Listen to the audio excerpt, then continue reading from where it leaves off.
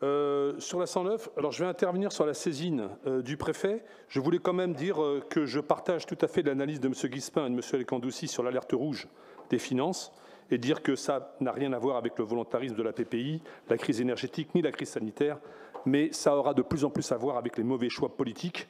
On a vu à quel point les budgets grèvent actuellement nos déchets. On se camoufle derrière l'exportation, c'est bien le choix du TMB qui est funeste et qui nous ruine. Et on va voir que la suite va être bien pire. Donc, il faut arrêter de dire que c'est les conjonctures qui nous ruinent. C'est la politique menée depuis le début du mandat qui nous amène à 13 années d'endettement. Et ce n'est pas fini.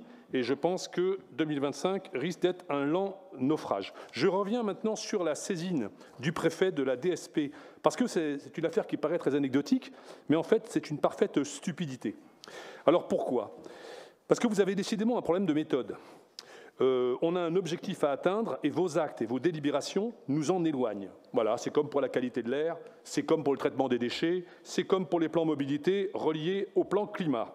De quoi s'agit-il? Eh bien, d'exercer un bras de fer, quitte à aller devant les tribunaux, sur un différend qui nous oppose sur l'incinérateur d'Ocréal. Et ça n'est pas une méthode.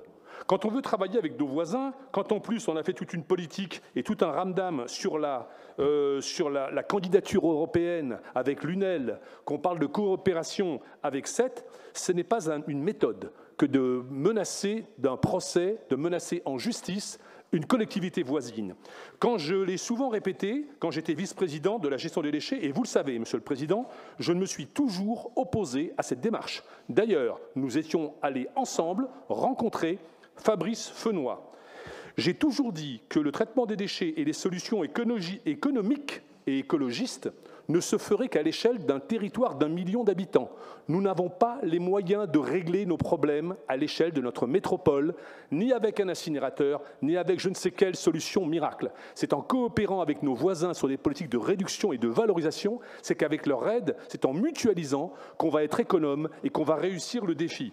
Rentrer, parler d'union, c'est inconséquent et les attaquer par ailleurs sur les déchets en justice. Je tiens à préciser que si notre démarche en justice portait ses fruits, c'est-à-dire on peut aller jusqu'à casser la DSP du SMEP, c'est-à-dire mesurons bien tous l'effet de cette démarche, on peut intervenir alors que nos voisins, par l'intermédiaire de Fabrice Fenoy, avaient négocié une très bonne DSP auprès de leur multinationale, on va casser cette DSP, quitte à ce qu'ils y perdent de l'argent. Alors, que veut-on?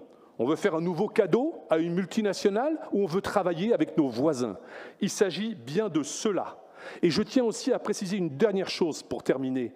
Ça n'est pas un hasard si le vice-président de la métropole, c'est-à-dire votre serviteur, a été destitué au moment où, juste avant ou juste après, Fabrice Fenoy au SMEP l'est aussi. C'est parce que nous sommes tous deux partisans farouches de la réduction des déchets et de la diminution de l'incinération qui est à la fois polluante et funeste pour la santé publique. Et nous voilà maintenant deux vice-présidents qui allaient dans le sens de l'économie et de l'écologie qui sont sur la touche. Les dangers maintenant sont devant nous et les pires sont à venir.